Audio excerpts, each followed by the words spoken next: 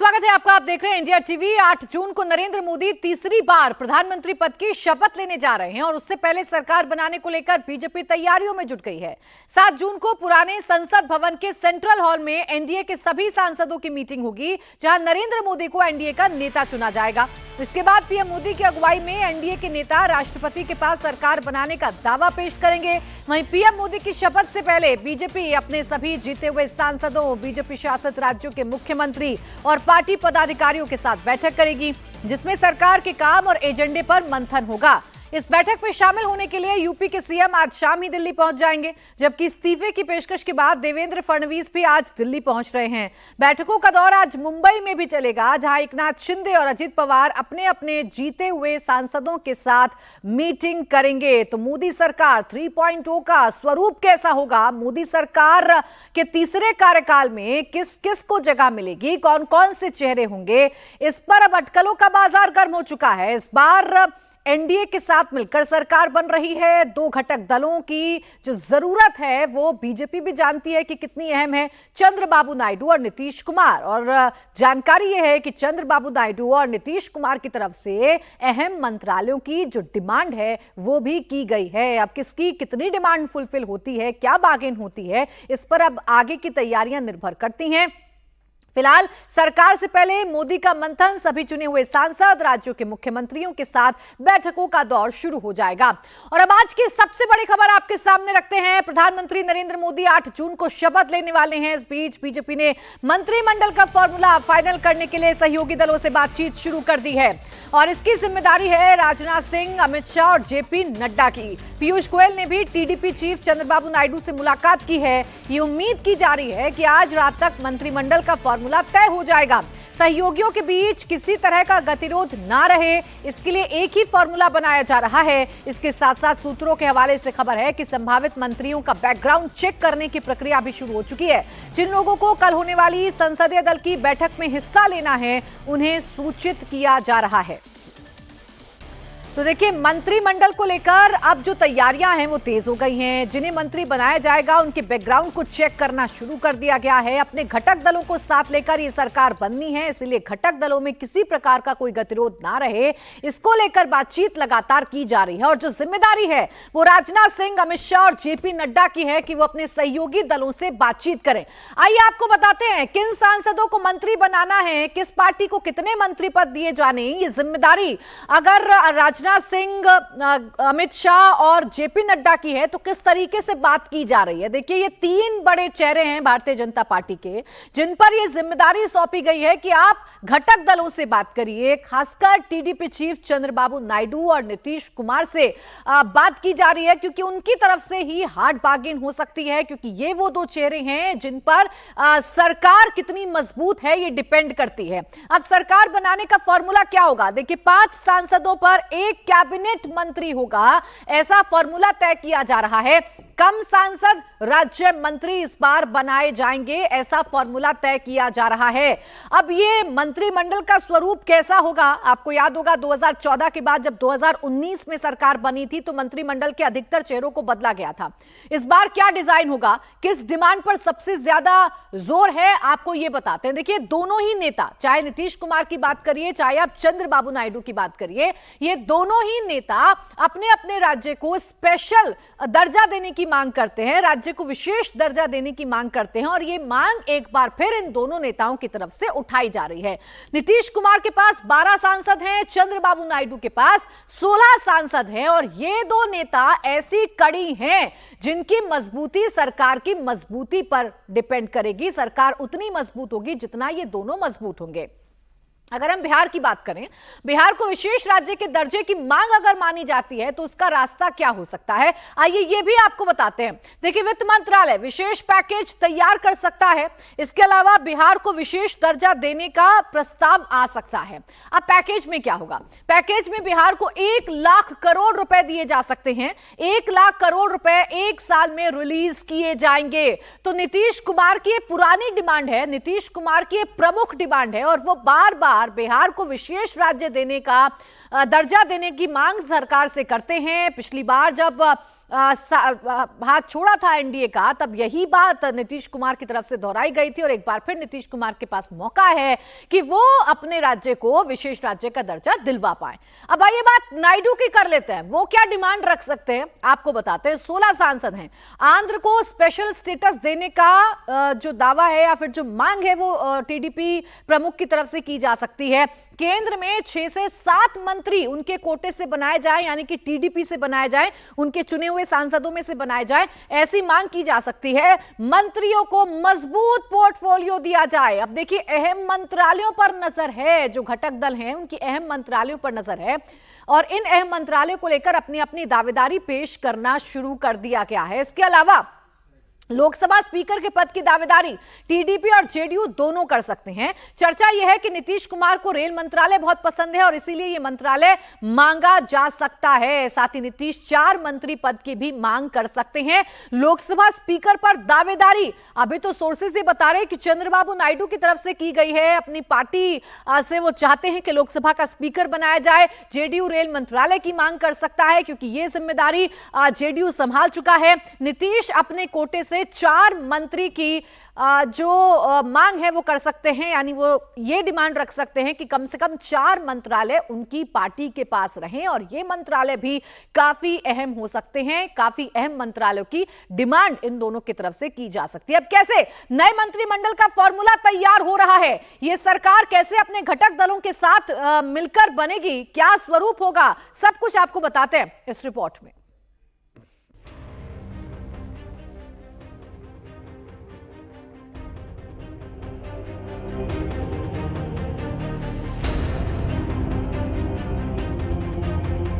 मैं नरेंद्र दामोदर दास मोदी ईश्वर की शपथ लेता हूं। तीसरी बार शपथ की तैयारी शुरू हो चुकी है। नरेंद्र मोदी को एनडीए का नेता चुन लिया गया है। शपथ से पहले ही दूसरी औपचारिकताओं पर एक टीम काम कर रही है, तो दूसरी टीम भी इस गठबंधन को जोड़ने वाले फॉर्मूले पर काम शुरू कर चुकी है।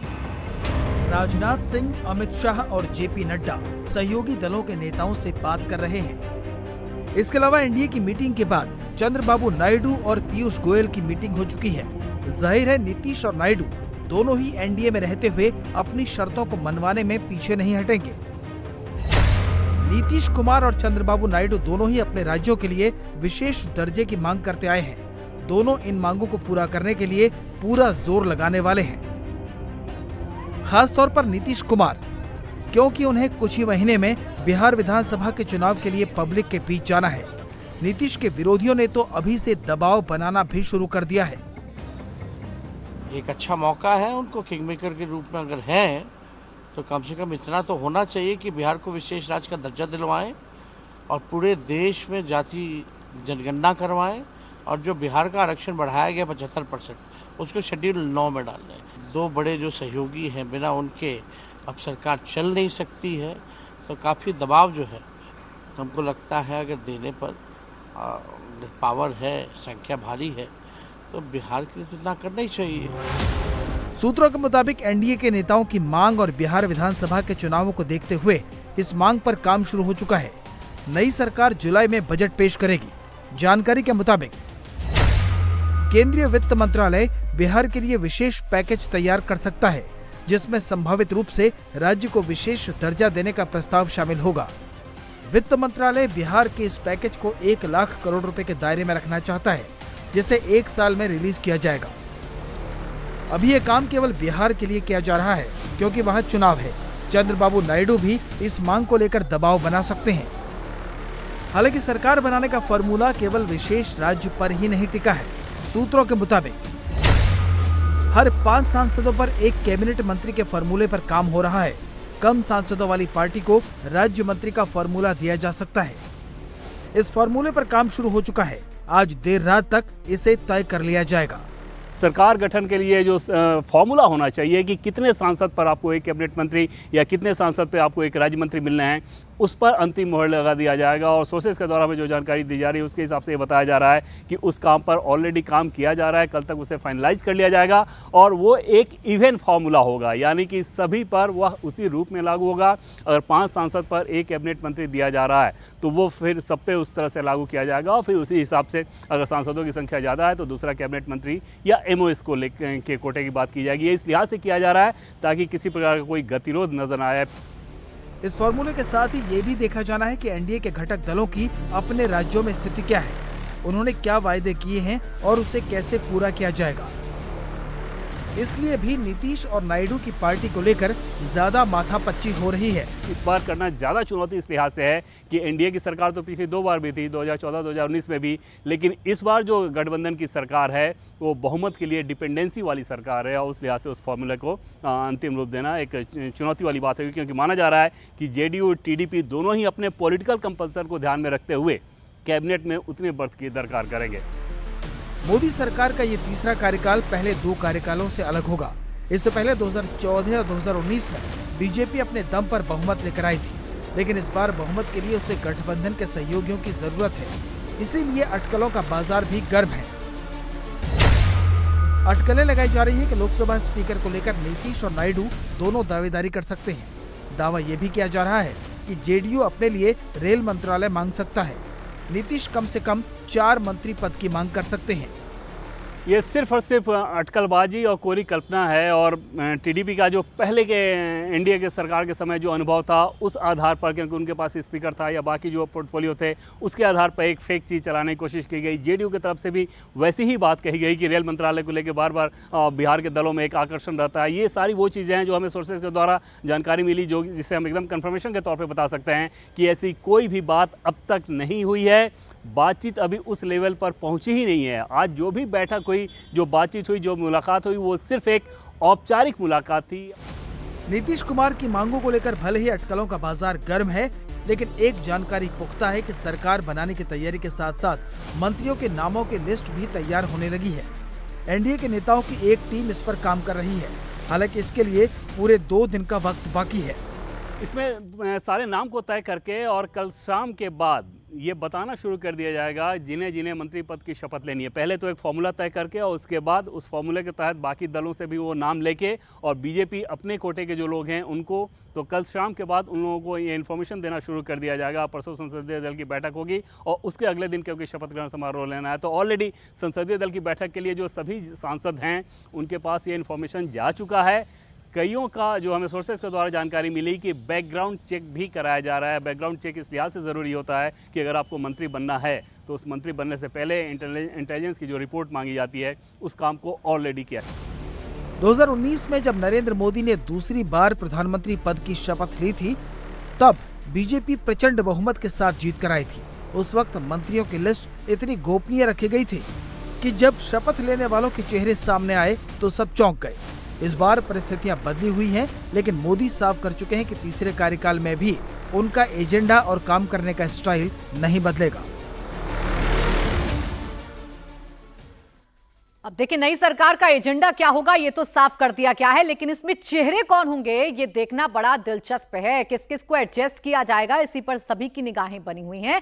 लेकिन आइए आपको बताते हैं, बुधवार को दिल्ली में एनडीए की जब मीटिंग हुई जिसमें नई सरकार के गठन को लेकर चर्चा की गई, बैठक में 16 पार्टियों के 21 नेता जो हैं वो शामिल हुए। बैठक में तय किया गया कि 7 जून को पुराने संसद भवन के सेंट्रल हॉल में एनडीए के सभी सांसदों की बैठक होगी, जहां नरेंद्र मोदी को एनडीए संसदीय दल का नेता चुना जाएगा और इसके बाद पीएम मोदी की अगुवाई में एनडीए के नेता राष्ट्रपति के पास जाकर सरकार बनाने का दावा पेश करेंगे और फिर 8 जून को नरेंद्र मोदी तीसरी बार पीएम पद की शपथ लेंगे। तो 7 जून को एनडीए के सांसदों की मीटिंग होगी और इसी मीटिंग में नरेंद्र मोदी को संसदीय दल का नेता चुना जाएगा और फिर उसके बाद 8 जून को नरेंद्र मोदी शपथ लेंगे। यह तैयारी एनडीए की तरफ से कर ली गई है। अब जो कल पीएम आवास पर बैठक हुई। उस मीटिंग में सबसे पहले एनडीए के नेताओं ने पीएम मोदी के समर्थन में अपना पत्र सौंपा और यह प्रस्ताव है। भारत के 140 करोड़ देशवासियों का इसमें जिक्र किया गया। एनडीए की इस मीटिंग में क्या हुआ आपको बता रहे हैं। लगातार तीसरी बार मैंडेट मिलना ऐतिहासिक है, यह पीएम की तरफ से कहा गया। यह उपलब्धि 60 साल बाद किसी सरकार को मिली है। पंडित नेहरू के बाद नरेंद्र मोदी ऐसे दूसरे प्रधानमंत्री होंगे इस देश के जो लगातार तीसरी बार देश की बागडोर संभाल रहे हैं और इसी का जिक्र पीएम ने किया। देश को आगे बढ़ाने के में पीएम की भूमिका की सराहना जो है वो एनडीए के तमाम दलों की तरफ से की गई, नेताओं की तरफ से की गई। पीएम के विकसित भारत के क्लियर विजन में एनडीए साथ है। जितने भी दल इस एनडीए में शामिल हैं वो सब पीएम के विकसित भारत के क्लियर विजन के साथ हैं। दुनिया में देश का मान बढ़ाने में पीएम के योगदान की तारीफ भी कल हुई पीएम आवास पर बैठक में की गई है। एनडीए ने अपना समर्थन दिया है और अपना नेता नरेंद्र मोदी को चुन रहे हैं। ये संकेत भी पूरी तरीके से साफ हो गए हैं। क्या कुछ हुआ कल की मीटिंग में, क्या तैयारियां चल रही हैं, कैसे ये मिलीजुली सरकार चलेगी, सब कुछ आपको बताते हैं इस रिपोर्ट में।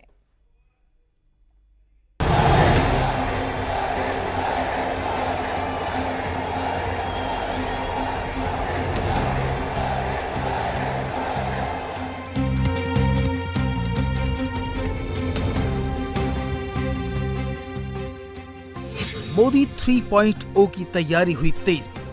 भारत का विकास उनके नेतृत्व में ही होगा, ऐसा सब लोगों ने व्यक्त किया है। मोदी को मिला नीतीश नायडू का साथ। एनडीए के साथ हैं, प्रधानमंत्री नरेंद्र मोदी जी के साथ हैं। तीसरी बार मजबूत सरकार। असम गण परिषद, भारतीय जनता पार्टी हमारी पुराना मित्र है।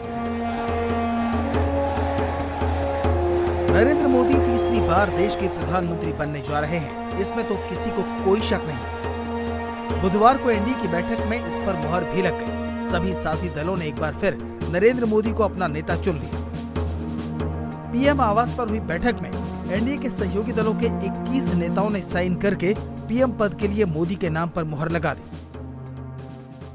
आज जब एनडीए की बैठक हुई तो एनडीए की बैठक में सभी दलों के नेताओं ने न सिर्फ प्रधानमंत्री के नेतृत्व पर एक बार फिर से भरोसा जताया, बल्कि उनमें से नीतीश कुमार ने तो ये तो कहा कि जो शपथ ग्रहण कार्यक्रम है वो जल्द से जल्द होना चाहिए, सरकार का गठन जल्द से जल्द कर लेना चाहिए। और उसके बाद ये तय किया गया कि 7 तारीख को 11 बजे पहले संसदीय दल की बैठक होगी पार्लियामेंट में, पुराने पार्लियामेंट बिल्डिंग का जो सेंट्रल हॉल है, और उसके बाद राष्ट्रपति के सामने जाकर दावा पेश किया जाएगा।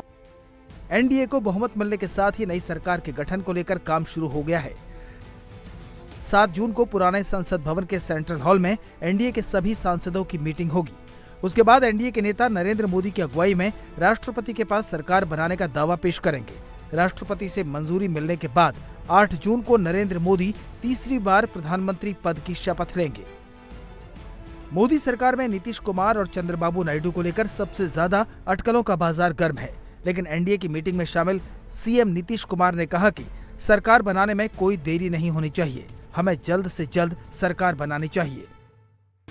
नीतीश के बयान से साफ है कि उन्हें पीएम मोदी के नेतृत्व पर पूरा भरोसा है। इसके साथ ही ये भी साफ हो गया कि जेडीयू इस बार एनडीए के साथ ही है। वहीं एनडीए के दूसरे साथी भी पीएम मोदी के साथ खड़े हैं। वो मुगालते में हैं, वो उम्मीद लगाए बैठे हैं, वो उम्मीद लगाए रखे हैं।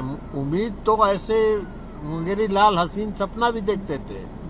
और हम लोग के यहाँ बिहार में एक कहावत है कि बिल्ली जो है दही के सीका के नीचे बैठी रहती है इस इंतजार में कि सीका गिरे और उसका छाली वो खाए, तो वो इसी इंतजार में रहे, बिल्ली की तरह नीचे बैठे रहे, कुछ नहीं मिलने वाला है। हम लोग मजबूती के साथ एनडीए के साथ हैं, प्रधानमंत्री नरेंद्र मोदी जी के साथ। मेरे लिए ये हर्ष की बात है कि मेरे प्रधानमंत्री तीसरी बार देश के प्रधानमंत्री बनने जा रहे हैं। आप सब मेरा समर्पण मेरे प्रधानमंत्री के प्रति जानते हैं। ऐसे में मेरे लिए आज की तारीख में हर्ष की बात यह है कि वो तीसरी बार देश के प्रधानमंत्री पद की शपथ लेंगे।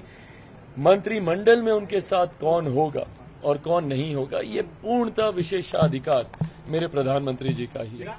नीतीश कुमार ने एनडीए में बने रहने की बात कही तो चंद्रबाबू नायडू ने भी विपक्षी खेमे की तरफ से लगाई जा रही अटकलों पर विराम लगाने में देरी नहीं की। एनडीए की मीटिंग से निकलते ही उनकी तरफ टकटकी लगाए बैठे विपक्ष को दो टूक जवाब दे दिया। नायडू ने कहा कि वो भी अब की बार एनडीए के साथ ही हैं। How can we contest elections if you are not a part of NDA? Three parties combined we collected. Why you got that doubt? I don't know. Sir, how was the meeting? How was the meeting, sir? Good. NDA की meeting के बाद BJP अब अपने साथियों की सरकार में हिस्सेदारी को लेकर काम में जुट गई है। साथ ही जिन चेहरों को मंत्री बनाना है, बीजेपी अपने स्तर पर उन नेताओं के बैकग्राउंड चेक करवा रही है। यानी इस बार भी मोदी बेदाग छवि वाले चेहरों को ही अपनी कैबिनेट में जगह देंगे, जिसके लिए पार्टी ने सीनियर लीडर्स को जिम्मेदारी सौंपी है। एनडीए की मीटिंग के बाद चंद्रबाबू नायडू ने पीयूष गोयल के घर जाकर उनसे मुलाकात कर ली है। यानी मोदी सरकार में सब कुछ ऑल इज वेल होने वाला है। वहीं चुनाव में शिवसेना के नंबर भले ही कम हों, लेकिन वो तीसरी बार नरेंद्र मोदी के साथ डट कर खड़ी दिख रही है। एनडीए की मीटिंग हो गई आदरणीय मोदी जी के नेतृत्व में, और शिवसेना ने उनको समर्थन दिया है और जल्दी उनका शपथ विधि हो जाएगा। ये हमारे भारत के तीसरी बार आदरणीय मोदी जी प्रधानमंत्री होंगे। सभी एनडीए के घटक वहां पर थे। बहुत ही ऐतिहासिक दिन था और सभी ने उनको समर्थन दिया है। मेजोरिटी से ज्यादा लोग एनडीए के साथ है और इसलिए मैं उनको बधाई देने गया था। इस बार मोदी सरकार में गरीबों, महिलाओं, युवाओं, किसानों और समाज के वंचित वर्गों की सेवा करने की बात कही गई है। इसके लिए बीजेपी सरकार के गठन से पहले एक बड़ी बैठक करेगी, जिसमें सभी चुने हुए सांसद, राज्यों के मुख्यमंत्री और बीजेपी के पदाधिकारी शामिल होंगे। यानी सरकार का तीसरा टर्म मोदी की गारंटी के साथ चलने वाला है।